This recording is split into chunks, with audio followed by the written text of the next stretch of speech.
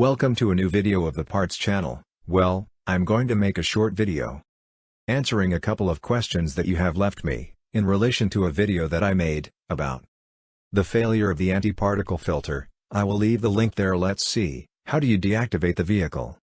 The turbo, when there is a particulate filter failure. Let's see, what the ECU does. The vehicle's computer, is to stop sending current to this part that I have there in my hand.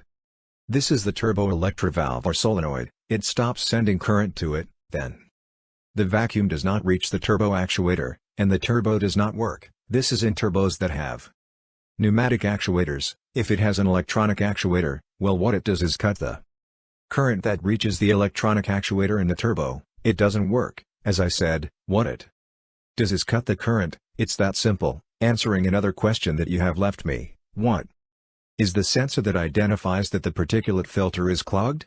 Let's see, now.